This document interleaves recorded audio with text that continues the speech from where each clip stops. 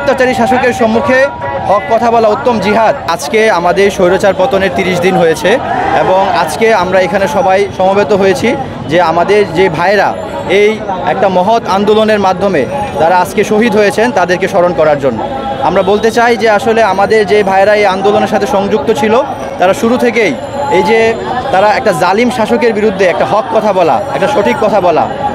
এই একটা অনুপ্রেরণা নিয়ে তারা কিন্তু এসেছিল এবং আজকে কিন্তু আমরা তাদেরকে সেই যে ইসলামী টার্ম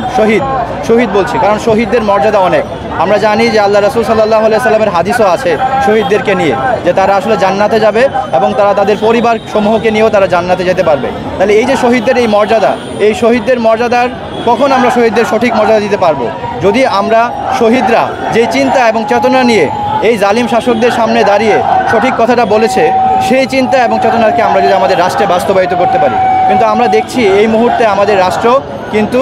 আবার অন্য নষ্ট দিকেই চলে যাচ্ছে। আমরা গত কয়েকদিন আগেও আমরা দেখেছি যে আসলে আমাদের একজন বাংলাদেশিকে বর্ডারে হত্যা করে কিন্তু লাশ আমাদেরকে উপহার দেওয়া হচ্ছে এবং বিভিন্ন জায়গায় নানা ধরনের অরাজকতা এবং লুটতরাজ এগুলো কিন্তু এখনও চলছে। তাই আমরা বলতে চাই এই যে শহীদরা আজকে আল্লাহ রাসূল সাল্লাল্লাহু আলাইহি সাল্লামের যে হাদিস যে অত্যাচারী শাসকের সম্মুখে হক কথা বলা উত্তম জিহাদ, এই প্রেরণা নিয়ে আজকে যারা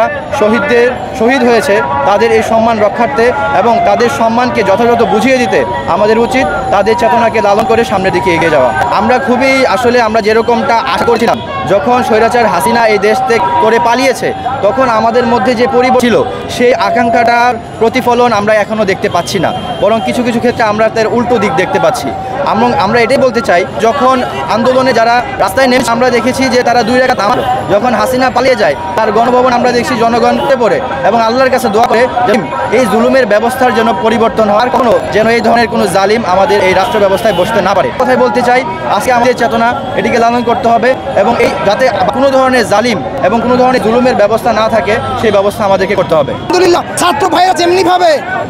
মাঠে ঝাঁপিয়ে পড়েছে এই বিজয়টা আল্লাহ তাআলা তাদের দিয়েছে ছিল নিরস্ত্র এবং আল্লাহ তাআলা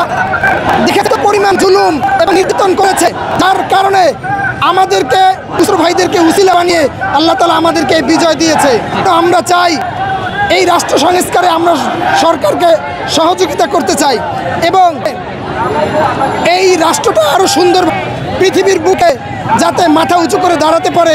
এই জন্য আমরা সব সময় চেষ্টা করব এই সরকারকে আমরা সহযোগিতা করব যাতে করে একটা জিনিস ভালো লাগছে যে আপনার কোন একটা দুর্নীতির বিরুদ্ধে কথা বললেই আগে ফোন আসতো এবং হুমকি ধামকি। এখন যদি কোনো সরকারি কর্মকর্তা এবং কোনো জায়গায় যদি দুর্নীতি হয় তাহলে কঠিনভাবে হয়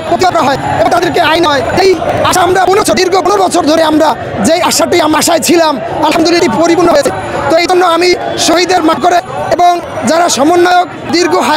দীর্ঘ নেক হায়াতের দোয়া করছি আল্লাহ তাআলা যেন রাষ্ট্রের পক্ষে এবং সতের পক্ষে ন্যায়ের পক্ষে যেন পথ চলার তৌফিক দান করেন।